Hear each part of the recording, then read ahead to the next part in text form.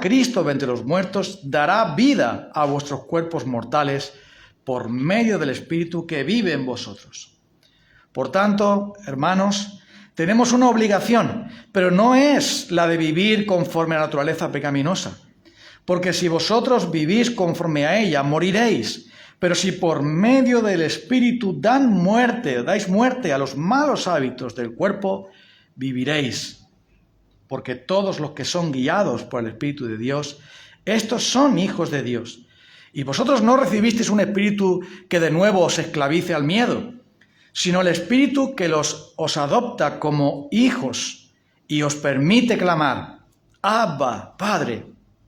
El Espíritu mismo nos asegura a nuestro espíritu que somos hijos de Dios. Y si somos hijos, somos herederos, herederos de Dios y coherederos con Cristo. Pues si ahora sufrimos con Él, también tendremos parte con Él en su gloria.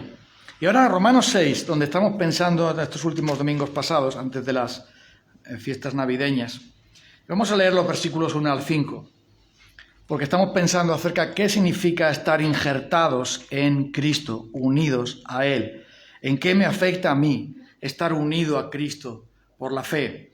Y dice Romanos capítulo 6, ¿qué concluiremos? ¿Vamos a persistir en el pecado para que la gracia abunde? De ninguna manera. Nosotros que hemos muerto al pecado, ¿cómo podemos seguir viviendo en él? ¿Acaso no sabéis que todos los que fuimos bautizados para unirnos con Cristo Jesús, en realidad fuimos bautizados para participar en su muerte? Por tanto, mediante el bautismo, fuimos sepultados con él en su muerte, a fin de que como Cristo resucitó por el poder del Padre, también nosotros llevemos una vida nueva. En efecto, si hemos estado unidos, es decir, injertados con Él en su muerte, sin duda también estaremos unidos con Él en su resurrección. Y sabemos que nuestra vieja naturaleza fue crucificada con Él para que nuestro cuerpo pecaminoso perdiera su poder, de modo que no siguiéramos siendo esclavos del pecado. El creyente ha sido unido a Cristo por la fe. En Juan capítulo 15, ahí leemos cuando Jesús dice, yo soy la vid y vosotros sois las ramas. El que está unido a mí y yo a él, este lleva mucho fruto. Separados de mí, nada podéis hacer. El que en mí no lleva fruto es cortado y echado al fuego y se quema. Pero el que está unido a mí lleva mucho fruto. Luego entonces nuestra unión con Cristo es algo tan profundo, es algo tan potente, es algo tan real, es algo tan decisivo, que la palabra de Dios dice que ese haber sido injertados en Cristo hace que nosotros podamos florecer para Él. Ya sabemos que un injerto es una rama muerta, una rama que no tiene vida, es unida, insertada a través de una herida en una planta que ya tiene vida. Y entonces el injerto forma parte ya de esa planta. Ahora el injerto está unido de una manera vital y la savia fluye en ese injerto. Y así la palabra de Dios nos dice que los creyentes hemos sido injertados en el olivo que es Cristo, del cual hay ramas judías, creyentes, y ramas no judías, creyentes, es decir, nosotros. Al estar unidos a Cristo, que es la vid, que es el olivo, recibimos todas sus bendiciones. Es decir, cuando un injerto entra en el tronco, entra en la planta, recibe todo lo que la planta tiene, no una parte sola, todo. Y ahora vamos a ver tres cosas decisivas, tres cosas importantes, tres cosas tremendas que nosotros recibimos cuando estamos unidos a Cristo por la fe. Bueno, la palabra de Dios dice que hemos sido bendecidos con toda bendición espiritual en los lugares celestiales en Cristo. Es decir, toda bendición está en Cristo y por lo tanto todo nace de Él, todo sale de Él. Por eso dice que en Él tenemos todas las cosas. Dice que en Romanos 8:32, el que no escatimó en su propio Hijo, sino que nos dio, sino que lo entregó por nosotros, ¿cómo nos dará también con Él generosamente todas las cosas. Así que todo lo que podemos desear y necesitar está ya en Cristo. Solo tenemos que permanecer en Él. Solo tenemos que permanecer unidos a Él por la fe para que su savia, su riqueza, fluya en nosotros. Y hay tres cosas que son vitales, que recibe una rama seca como nosotros cuando estamos unidos a Cristo por la fe. La primera es la justicia, la justificación. La segunda es la adopción y la tercera es la santificación. Tres cosas que están aquí en este pasaje y que son vitales para nosotros. Pero se pueden resumir en dos aún: el mérito de Cristo y el Espíritu de Cristo. Recibimos de Cristo lo que Él hizo y el Espíritu Santo que ha sido enviado a nosotros para que lo que Cristo ha hecho venga a nosotros. Así que, ¿qué es lo que recibimos primero? Romanos 4:11 nos dice que hemos recibido por la fe el ser hijos de Abraham. Dice: Abraham es el padre de todos los que creen, aunque no hayan sido circuncidados, y a esto se le tiene en cuenta su fe como justicia. Cristo ha sido hecho por Dios para nosotros justicia, sabiduría, justicia y santificación. 1 Corintios 1:30. Eso quiere decir que al estar nosotros unidos por la fe en Cristo, a Cristo, ahora somos revestidos de su justicia, por lo tanto, declarados inocentes, por lo tanto, justificados. Eso quiere decir que Dios ya no tiene condenación para nosotros. Y esto es algo tremendo. Toda la obediencia de Cristo, tanto la activa, cumplir los mandamientos de Dios, como la pasiva, dejar el pecado, resistir el pecado, vencer la tentación, todo eso ha pasado a nuestra cuenta, como si fuera nuestro, y Dios lo considera nuestro. Por lo tanto, somos justificados por la fe. Tenemos paz para con Dios. Por lo tanto, al estar unidos a Cristo, la justicia de Cristo viene a ser nuestra por la fe. Y eso sucede de la misma manera que el injerto, cuando se une al árbol y se transmite la savia, ahora esa rama pertenece, es parte de, es otra rama más, otro miembro más de esa planta. Y así, lo que la palabra de Dios nos dice es que la justicia de Cristo es la que nos ha cubierto. Y esto es algo vital para nosotros, porque si no, ¿cómo podríamos salvarnos? ¿Cómo podríamos nosotros entrar al cielo con nuestra propia justicia personal? Es imposible. Porque Dios exige perfección. Dios exige que se cumpla toda su ley y que se pague por el pecado. Y eso es exactamente lo que hizo Cristo. Cuando murió por nosotros, su obediencia pasiva, es decir, soportar el peso del pecado, pagar por el pecado, y el tiempo que anduvo haciendo el bien, eso fue lo que Él hizo por nosotros, para que fuese atribuido a nosotros. Es algo tan precioso como esto. Tú le diste de comer a 5.000. Tú sanaste a los enfermos. Tú echaste fuera demonios. Tú resististe a la tentación y venciste al diablo. Tú fuiste una cruz. Tú fuiste enterrado. Tú fuiste sepultado. Tú resucitaste. Te estás equivocando, ¿no? ¿No te suena esto extraño? Sí, tú.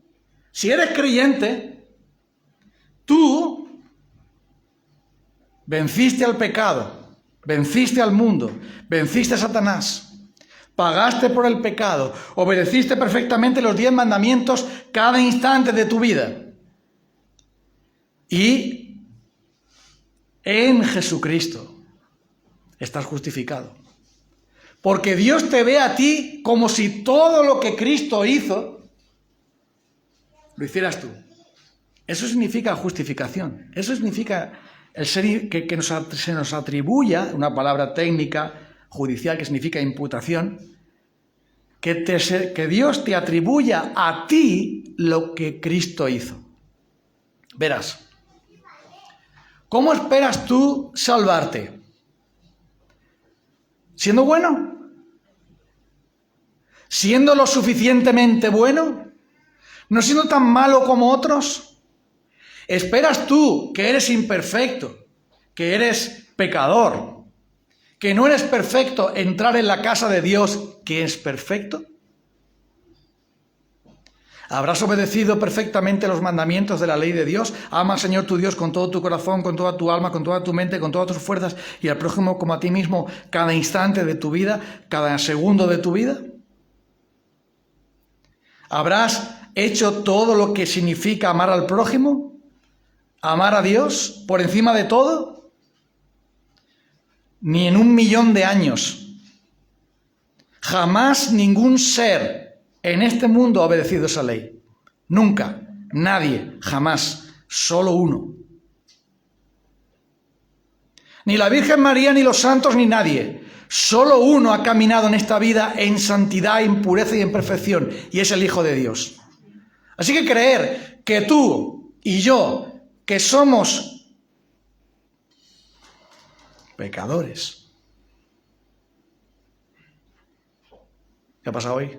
No ha pasado nada, ¿no? Estamos mirando para allá. No se ha caído, no pasa nada. Tú y yo, que somos pecadores, creer que vamos a aportar algo para ir al cielo es totalmente absurdo. ¿Quiere decir que lo imperfecto tiene que aportar a lo perfecto? ¿Quiere decir eso? ¿Quiere decir que el enfermo va a sanar al sano? Claro que no.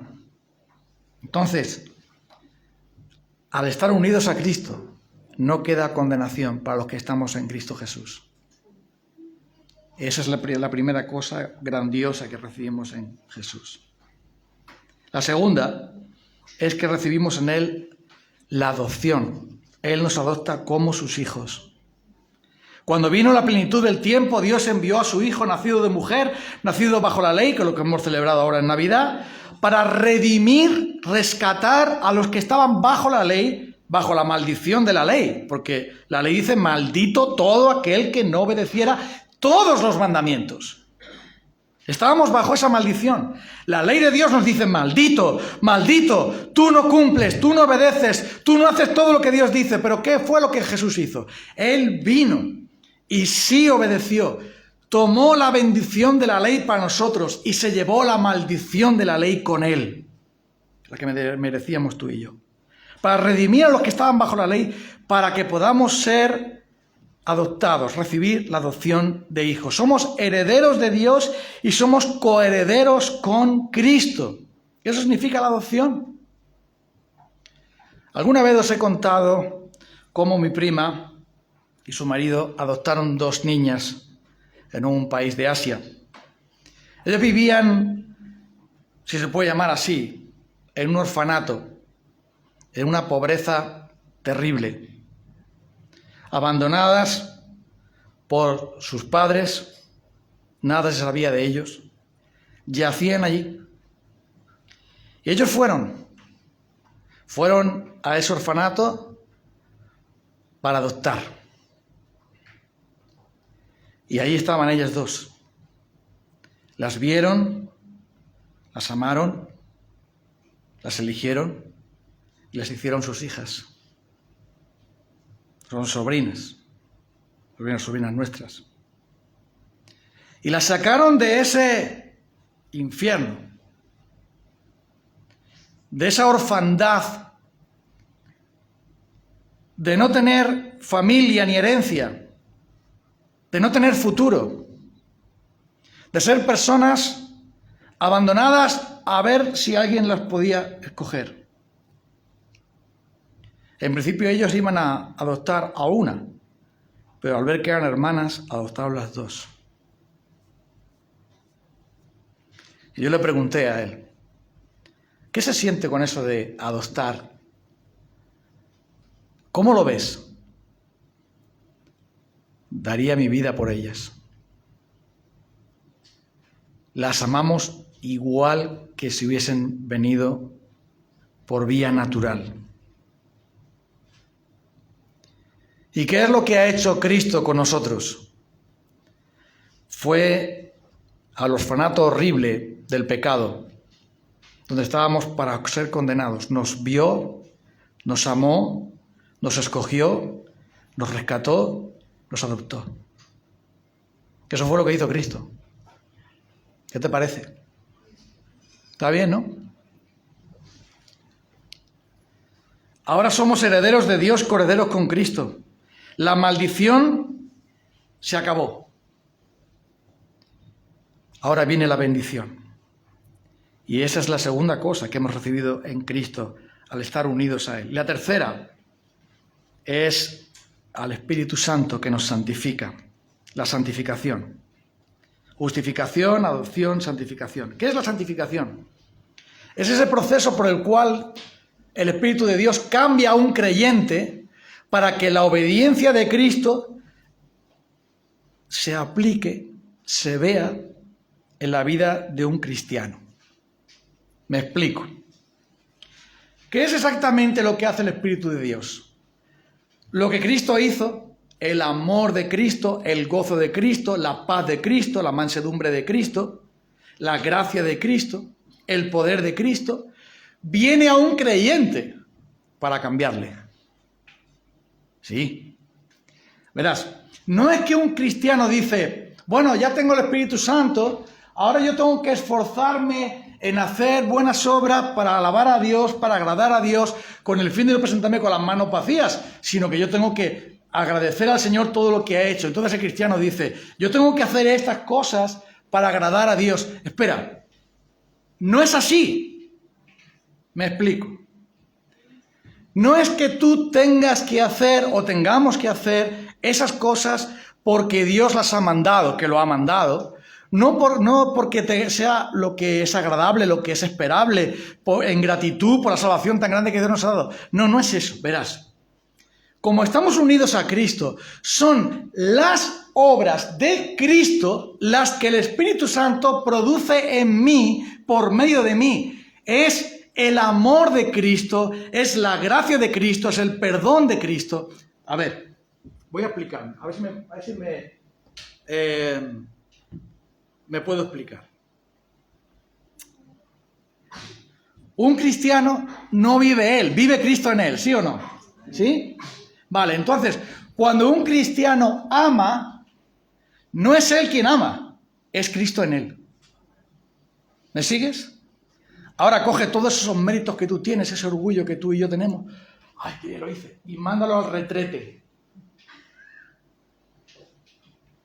Cuando tú haces algo que es agradable a Dios, no eres tú, sino Cristo en ti.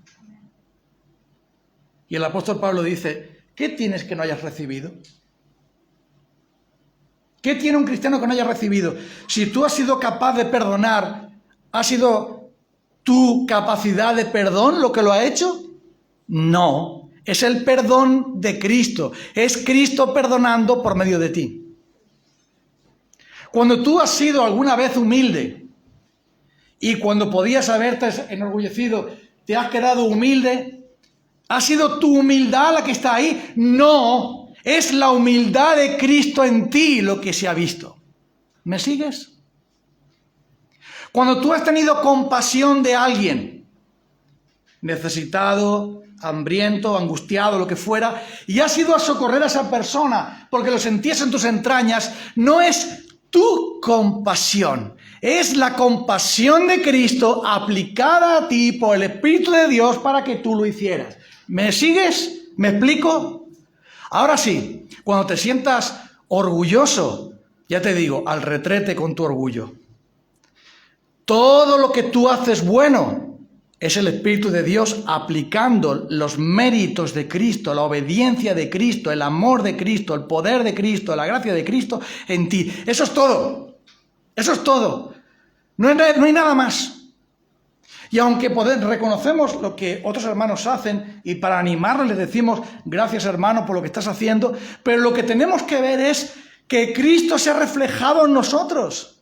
Que sea el amor de Cristo en nosotros, pidiendo perdón humildemente, perdonando también, haciendo lo que Dios le agrada. Y todo eso es porque el Espíritu se ocupa de santificarnos. Y la santificación tiene que ver con eso. Ahora bien, un cristiano que tiene un problema con la lengua, que el cristiano no tiene problemas con la lengua. No con la lengua para comer, sino con la lengua para soltar. Y ahora ese cristiano está orando a Dios, pidiéndole a Cristo: Señor, pon freno a mi lengua, dirige mi lengua hacia lo que te agrada a ti.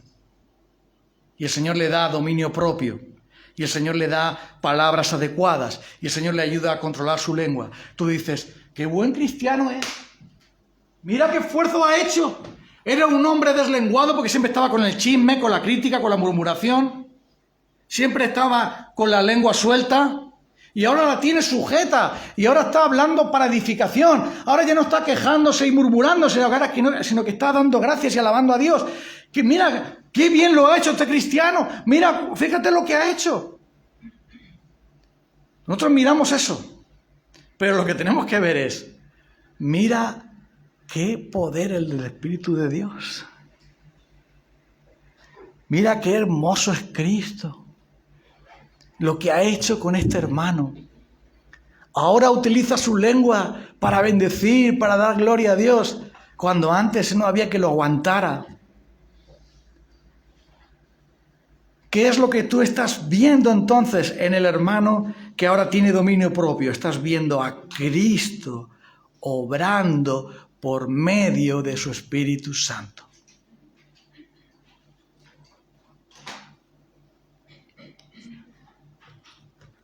Y ahora ves otro creyente que está luchando con la tentación, peleando con algún pecado en particular. Está siendo tentado por el diablo para hacer lo que no debe.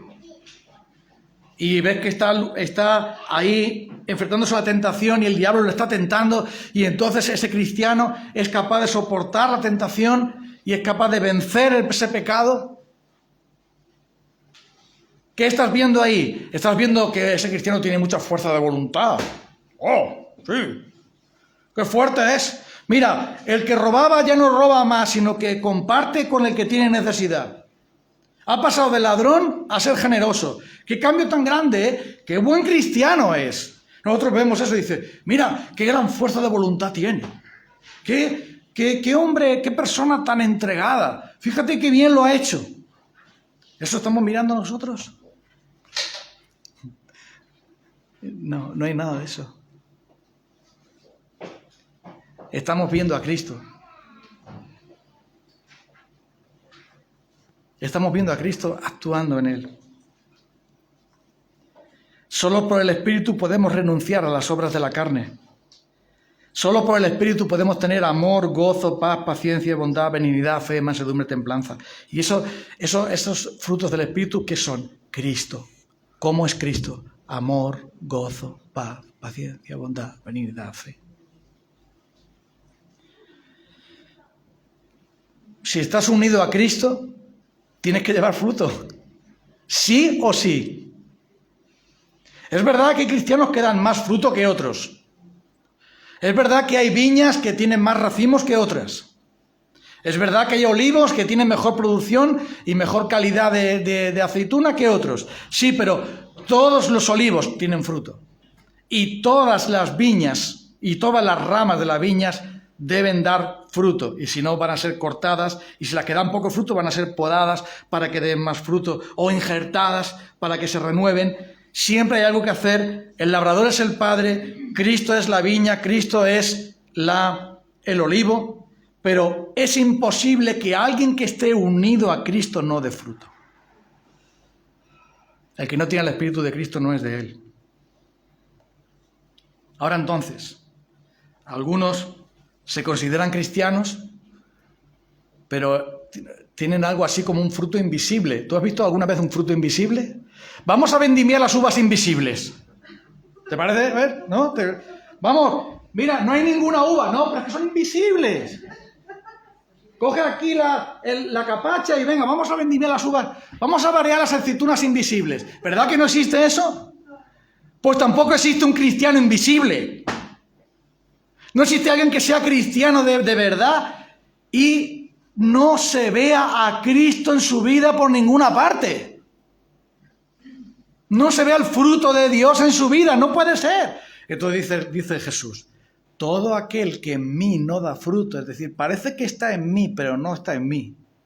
Es una rama seca, la savia ya no fluye. Será cortado y echado al fuego, que no podado, que es diferente. Aquí hay agricultores aquí, me están entendiendo muy bien. No es lo mismo podar que cortar. Echado al fuego, ¿por qué? Porque está seco, no sirve. Luego entonces, el Espíritu Santo se ocupa de hacer que Cristo sea una realidad en nuestra vida. Es por eso que dice el apóstol Juan, el que no ama a su hermano, a quien ha visto, ¿cómo puede amar a Dios a quien no ha visto? ¿Qué cosa esta, no? Yo amo a los hermanos porque los hermanos reflejan a Dios, reflejan a Cristo. Yo no he visto a Dios, pero he visto a los hermanos, a los cristianos. Y he visto en ellos el amor, he visto en ellos el fruto de Dios, entonces he visto a Dios. Cuando tú vas a un jardín que está muy bien cuidado, muy bien labrado, muy limpio, muy bien regado, al jardinero a lo mejor no lo has visto, pero el jardinero está. ¿Verdad? Tú vas al parque y lo ves todo limpio, cuando antes estaba lleno de basura.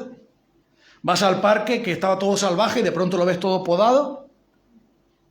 Ves las flores cultivadas, ves todo el regado.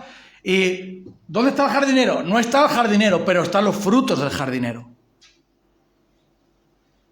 Tú miras a un cristiano, no veo a Dios, Dios es invisible, sí. No veo a Cristo, Cristo está en el cielo, sí. El Espíritu de Dios es invisible, sí. No veo eso, pero veo el fruto. Veo que el codicioso deja de ser codicioso, que el mentiroso deja de mentir, que el orgulloso deja de ser arrogante, que el egoísta se convierte en alguien servicial,